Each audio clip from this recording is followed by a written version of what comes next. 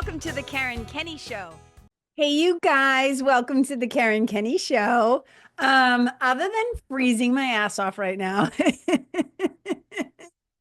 Oh my God, you guys. Why do I live in a place that is so cold? Okay, and we're back. Welcome to the Karen Kenney Show. I just need to give myself a moment. Oh, Lord have mercy. And the weather actually has something to do with what I want to talk about today. So, if you are in the New England area, New Hampshire area, it has been so friggin' cold lately. I feel like this is one of the coldest winters we've experienced in forever. I mean, it's like 18 degrees out right now. I'm like, what is happening? Oh my God. Okay. Anyways.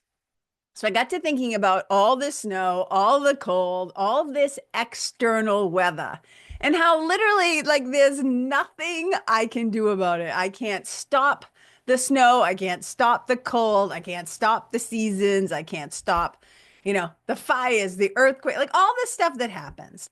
However, we do have a little bit of an advantage now because meteorologists, like the weather people, can predict like storm systems and stuff that are coming in. And I started to think about, can you imagine what it must have been like way back in the day? Like I'm talking like caveman time when there would be like thunder or lightning or just an earthquake or just something crazy happening, and how scary it must have been to not have any previous experience with a thing, or to not know when like can you imagine an eclipse or like something like that? It'd be like, oh my God. Well, now we've been around long enough to gather enough information and to get enough tools to be able to predict when there's going to be an unsavory or like an insane weather system outside. Because here's the thing, when you know what's coming, you can prepare. And so this is why when it's like, oh my God, okay, so like there's a hurricane coming and people have now learned, oh, I can put up storm windows. I can use sandbags like to stop the flooding. I can do like X, Y, and Z to like prepare for the storm. I can evacuate my town, right? So not everybody obviously can do these things. They may not have the means, but man, is it helpful to know ahead of time that something is coming, right? Even for us, like we can go like, okay, we're supposed to get like a propane delivery. The driveway is icy. We're getting snow. We can ask the plow guy to sand. Why do I even live in a place where I need I need a plow guy? Oh my God. Okay. You can ask the plow guy to like sand the driveway like when they're here. So we can prepare for difficulties that are coming or changes in the atmosphere, whatever that are coming. So that when, even though it's not going to prevent the thing from happening, we are better prepared for what it's bringing. Okay. So when I started thinking about all of this, then I started to think, well, we also have internal weather systems, don't we? We have like the fire of rage that like happens when we get like triggered by something. We have we actually have something called SAD, seasonal affective disorder, where we know, like, okay, for a lot of people, when we start to have that shift in like daylight and stuff like that, when the days start to get like more gray and cold or rainy or whatever, and there's not as much sun happening, which the sun does so much for our mental state, for our vitamin D, for our feelings and the chemicals that the body produces and all this stuff. So for a lot of people, I will suggest often to my clients and stuff like that. And I even have one. I don't get SADs, but I am like a sun person. Like I like all the sunlight. There's a reason why, like this office used to not have, it's actually a bedroom, but it's my office, used to have no skylights. And one of the things I was like, I need to get skylights in here. So I got like two skylights on one side of the house. And then what, I'm taking a little detour, just so you know. Now I'm like, little tiny detour. And then I have this thing where like I'll lay on the floor like spread eagle and just stare at the ceiling or stare out the windows. And one day while I was doing this, I started talking to my book. So any writers out there, you can probably relate to this. I think that our creations, right, the things that we make, or that we co-create or whatever, they have their own energy and they have their own desire and they have their own wants. And one day I was like laying on the floor and I was thinking about my book and I'm like, I wonder what my book wants. And I'm pretty sure my book said, I want two more skylights. I swear to God. I was like, we need more light in here. And I was like, okay. So I called our buddy and I was like, is there any way this summer or whatever you can come and install two more skylights? So here's the thing. I need all the light. Okay. And we're back. So here's the thing. We can certainly like prepare also for the internal storms that may or may not happen. And I say may or may not happen because we cannot predict what life is going to bring. Okay. But like for me, I was just like, I know that I like a lot of light. So I have what's called like a happy light. So I turn this sucker on in the morning.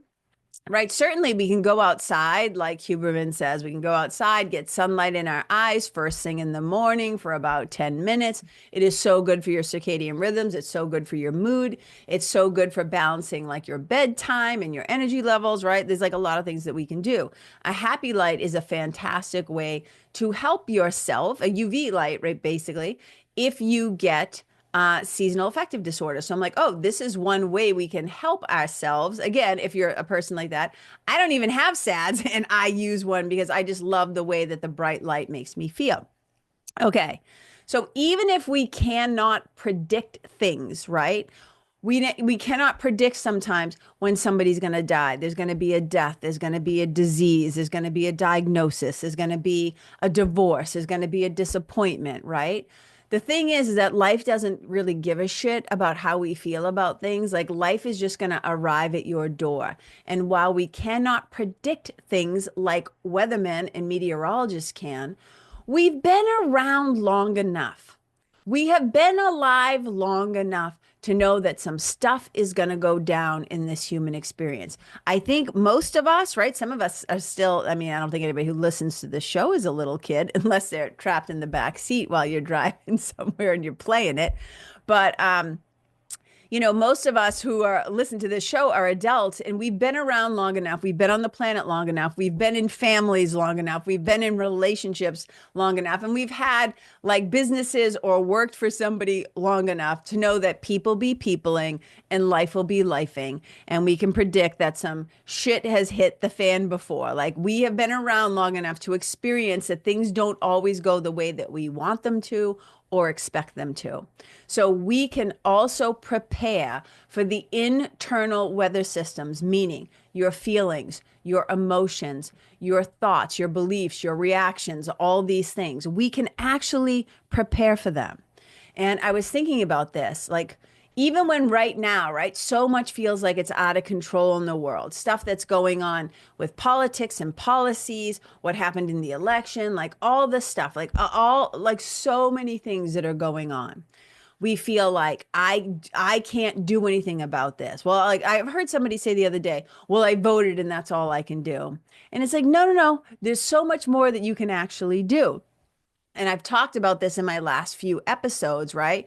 Where I talked about like, how you can help or how can I help? And if you just had a conversation with Marianne Williamson, right? My friend, my mentor, my spiritual godmother. If you haven't listened to that episode, it's a fantastic episode that came out like last week. So there are things that we can do. But one of the powerful things, and I talk about this all the time with my one-to-one clients, with people in the nest, with my yoga students, right? Anybody who literally hangs out with me knows how I feel about having a DSP, a daily spiritual practice, a DSP, right? Having some tools in your spiritual toolkit, being able to prepare yourself before the shit hits the fan is one of the most incredible and powerful things that you can do for yourself.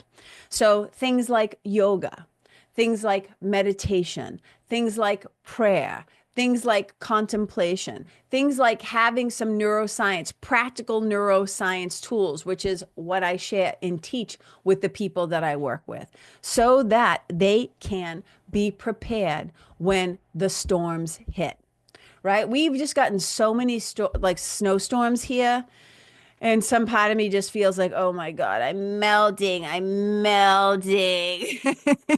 Like that's how I feel every time there's going to be more snow. But look, there are times when some shit is going to go down in your family, in your marriage, in your relationship with your children, at work, with your business, whatever, where you're also going to feel like, okay, I just wish there was like a plow guy that could come and save me. But nobody's coming to save us. Nobody's coming to save us. However, we can do things to help save ourselves. And again, having a DSP, having some spiritual tools in your toolkits, having some habits, right, that are strengthening, that are life-giving, that are nurturing and nourishing and supportive, having some tools that are like practical, again, practical neuroscience tools, things like energy techniques, right? Whether that's tapping or bilateral stimulation or breath work or different ways of helping your nervous system find some regulation. One of the big things that we can also do is having a community around us. And again, this is one of the reasons why I talk about the nest so often on the podcast. The nest supplies all of those things. It's like built-in community, built-in tools. It's like community support. It's spiritual mentoring with me. It's like if you don't have something like this in your life, if you don't have a group of people who are also doing the work, talking about these same kinds of things, trying to not so much quote unquote fix themselves, right? But it's so much like bettering themselves, improving the quality of their thoughts, having more tools so that they can navigate life, right? These are the things that are going to help us weather the personal storms, right? And to also what I call strengthen ourselves during a struggle. We know there's going to be struggles. And I would rather them be struggles where we have some support and we have some tools that we can use for ourselves, then also some community tools, some of that support, so that the struggle doesn't turn into full-blown suffering.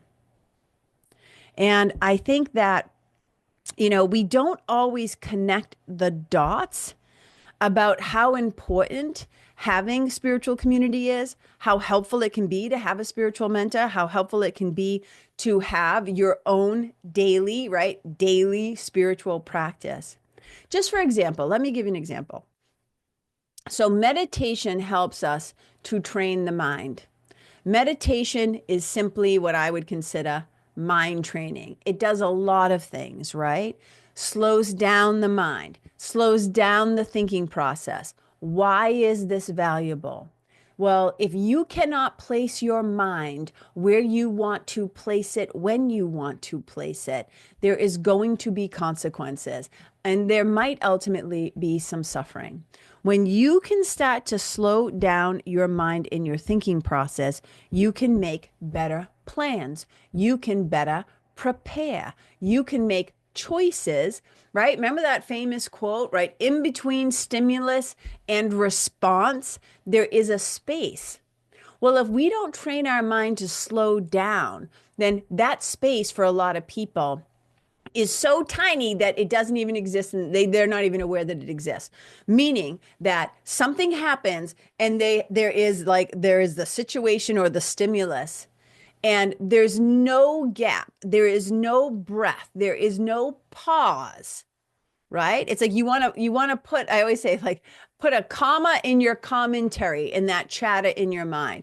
If there is no pause, then we immediately go into habituated response of the ego in this world, which is fear response. It's more like reaction. That's what I always say. I always say we respond from love, but we react from fear. So in between stimulus and reaction, we want to be able to widen that gap, so that when you start to notice, hey, I'm starting to get anxious, I'm starting to get afraid, I feel myself about to say, do, text, whatever, this thing that I know is not, first of all, going to fully represent who I am.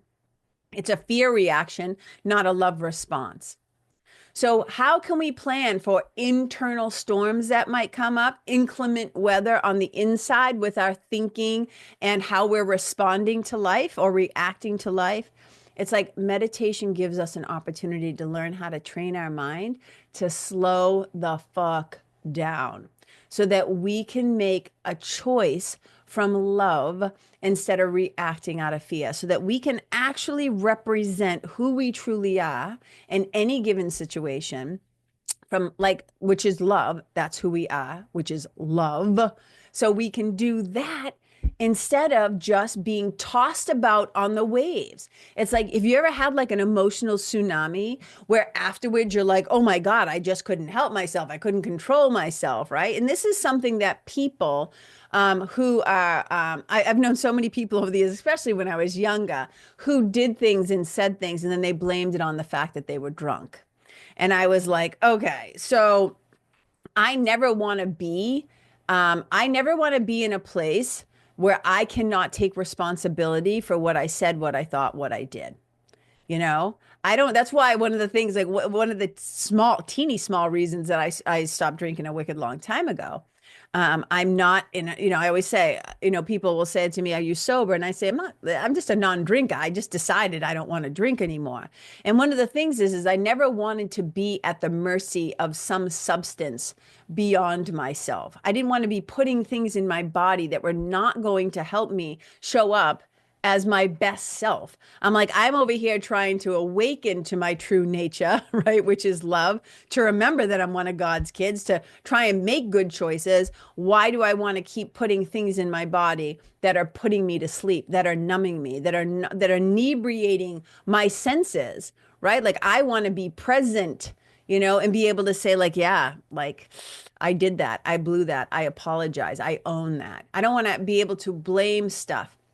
And when we get angry, when we get upset, there is a biochemical wash, an emotional wash of hormones that like flood through our body, right? And I don't ever want to be like, yeah, like I just reacted. And I think that I've talked about this. I think that, this is what happened with my mother. I think that the guy that murdered her and killed her, I mean, he snapped. He lost touch. He lost touch. He left, he vacated. Elvis left the building. He left his right mind.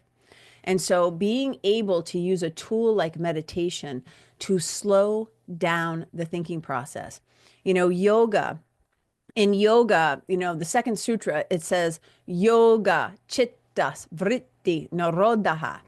It means yoga is the stilling of the thought fluctuations. I'm making my hands like all jittery, right? The thought fluctuations of the mind. Yoga is, we always think yoga is postures, it's asanas, it's doing hot, sweaty, whatever, right? Yoga, what it really is the stilling of the mind. And it's in that still, quiet place. Be still and know that I am. Be still and know. It is in that stillness. And the postures simply prepare us for the more still, deeper spiritual practice, that we can remember who we really are. We can remember our union, right? With God, with source, with the universe, with the creator, whatever you want to call it, with love, right? That's the whole purpose. So having these tools, I've been a yoga teacher for so long. First and foremost, I went first because I needed it. Me and my body needed it. And then I realized like, oh, this is more than that, like me and my brain. And then it was like, oh, my spirit too, right? Like, so for me, yoga helps the emotional, the spiritual, the mental, and the physical, right? It's a really powerful practice, and we can use it as part of, right, an extension of our DSP, our daily spiritual practice. Having a mantra. And I'm just giving you examples of how having, these kind of supportive tools, and then we'll talk about community in a moment, is so powerful. Because what a mantra does is it keeps you from reacting, and it keeps you from acting from that place of fear. One of the most powerful things you can do when you get upset, emotionally triggered, angry, whatever, is to take a brisk walk. I learned this from my meditation teacher, Eknath Ashwaran. He's like, when you feel yourself like getting agitated, getting triggered, getting upset, getting anxious, getting afraid, take a brisk walk and repeat your mantra. sometimes also called a mantram with an M at the end.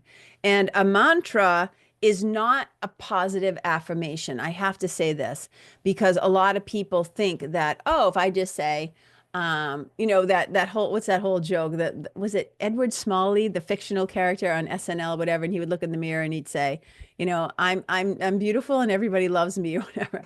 Right? Those are more like positive affirmations.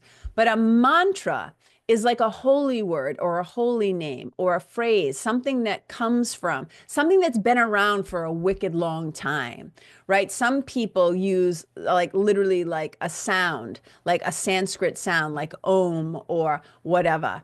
But some people use like prayers, like a little section of a prayer, or Buddhists will sometimes use like Om Mani Padme Hum. A Catholic kid might use Hail Mary, full of grace, or, Jesus have mercy on us, or whatever you might say, right? Some people will use Hari Rama, or just Rama, Rama, Rama, which is just another name or word for God, right? It means like joy, right? So there's mantras are like vibratory sounds that have proven themselves over millennia or whatever, decades, thousands of years or whatever it is, to be helpful to people, which is really different than just a positive affirmation or word that you would say.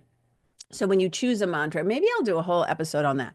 But when you choose a mantra, it's something that you would use. So let's say you have a longer mantra like Hare Rama, Ram Ram, Hare Hare, Hare Krishna, Krishna Krishna, Hare Hare, right? Maybe you have something longer. It's just like basically singing the names or the words of God. Well, you start to get upset, you can just take a little piece of that and just repeat to yourself, Rama, Rama, Rama, Rama, like as you're briskly walking, because it starts to bring your mind, right, back to the moment. It keeps you from acting and reacting. It gives your mind something else to focus on so that chemical wash of emotions can move through you. It's only like 90 seconds, right? But if you've ever gotten into an argument with somebody and said something you can't take back, it's because you got hijacked, like you got triggered, your trauma center, the amygdala, whatever you want to say. And when that goes online, what kind of goes offline is the prefrontal cortex, where you do some of your best thinking, where you make good choices, right? And so a lot of times when people will say, like, what were you thinking? Or we'll say to ourselves afterwards, what was I thinking? The answer is you weren't. You weren't thinking because you were not in your right mind. So these tools are ways that we can prepare for the unexpected, for the weather storms internally of life that we cannot always predict. But again, we've been around long enough to see some stuff go down.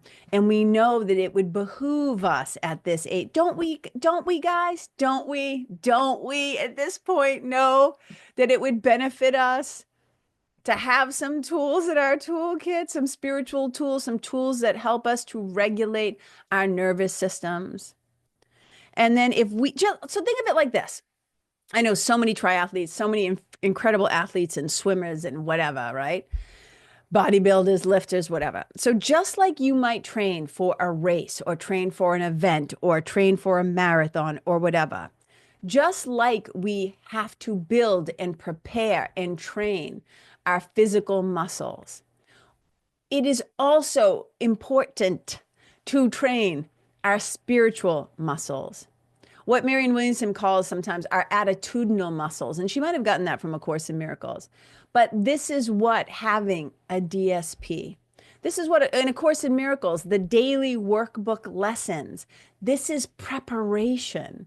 It is preparing you, and you can prepare. Think of it like this as well, right? So I'm giving you all these examples so that maybe something will like, oh yeah, like resonate with you and you'll go like, oh yeah. Okay.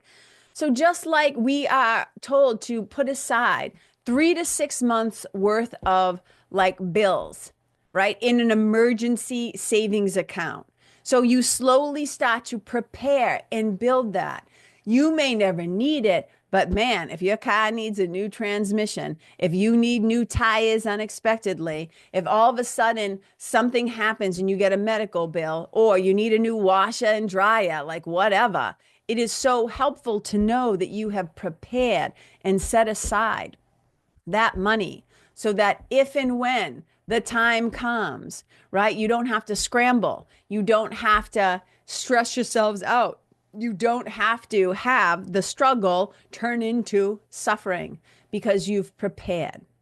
And so much of the work that I do with people is, I often say it's like unlearning shit, learning some new shit, and then relearning some stuff, right? Like helpful things, tools and stuff like that, right? And not everybody, right, might have the means or whatever to work with me one-on-one. It's also why I do this podcast, right? Because this is a free resource. And the Nest, is a monthly thing, $50 a month. Come join us.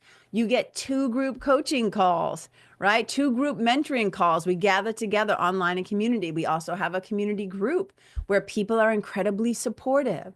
We have people who are going through some stuff right now, parents who have passed away.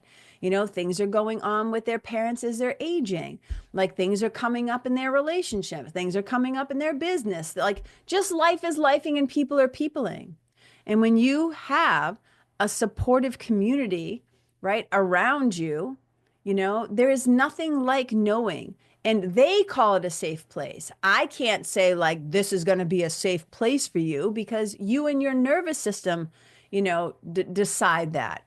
But what I can do is do my best to try to create an environment where safety can be experienced.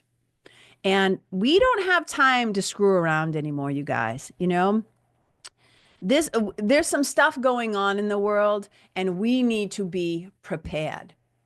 And if we do not have spiritual strength, if we do not have spiritual muscles, if we do not start to strengthen our love muscles, right? Because one of the things, I'll never forget Marianne Williamson saying this to me one time.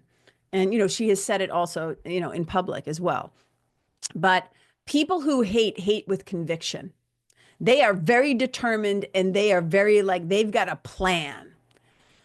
People who love, people who are coming from that point of view, from that place, we need to love with the same amount of conviction. We need to strengthen ourselves and we need to prepare so that these struggles that we're going through do not have to turn into. And there's already so many people suffering. And if we don't prepare ourselves, how are we going to be able to show up and help? If we do not have any resources ourselves, emotional resources, spiritual resources, physical resources, financial resources. So what do they say? When's the best time to plant a tree? Like 100 years ago. When's the second best time? Now. So start today. Start today. Maybe start putting a little money in your savings account, as much as you can, even if it's like $1. I'm not even kidding. Just start to build that habit and that momentum. Maybe you want to start getting your body physically, right, prepared for whatever life is going to bring you. Some of us are aging, right? Like I'm 56 and I always say, I'm not going down without a fight, right? We want to stay strong. 2 best things we can do: keep muscle on your body, stay strong, and keep your cardiovascular health up. I always say, I want to be able to run and move if I need to, and I want to be able to pick things up if I have to, right? So strength and cardiovascular health are so important. So we are just accept that we need to prepare. And this isn't like coming from a fear place. I'm just coming from a reality place. I don't think there's anything spiritually enlightening but pretending that shit is not going down. Right?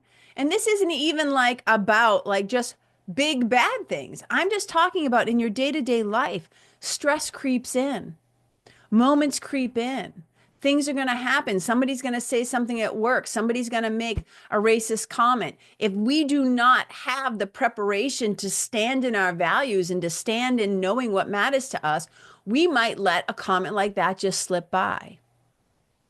And if we're not willing and able, we haven't done our work to bolster ourselves up in what matters, to find our, the assignment is alignment. You guys, I'm doing my little hands where I bring them together, right? The assignment is alignment, and we have to start aligning with ourselves.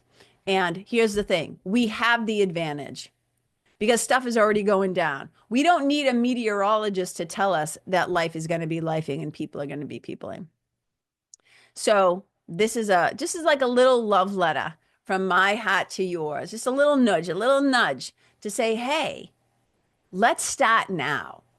So I invite you always on this show, I invite you, come join the nest. If you're somebody who wants more personalized or one-to-one work, come work with me in the Quest, one-to-one spiritual mentoring. Or keep listening to the podcast, share it with some people. Help me to spread more love in the world, right? Help me to help people help themselves, but also being in a community of like-minded people is game changing. So, you know how they say the weather outside is frightful. The weather outside right now is a little frightful on multiple levels. And we want to be able to have an internal system, right? Like where the weather is a little more pleasant and balmy.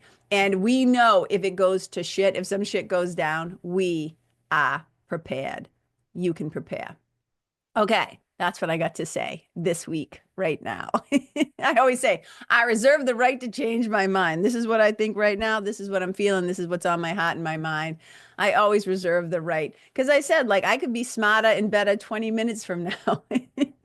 Never mind 20 days, 20 weeks, 20 months, 20 years, right? So this is just what's coming up in my heart to share with you. I hope you're having a fantastic day wherever you are, wherever you're listening from.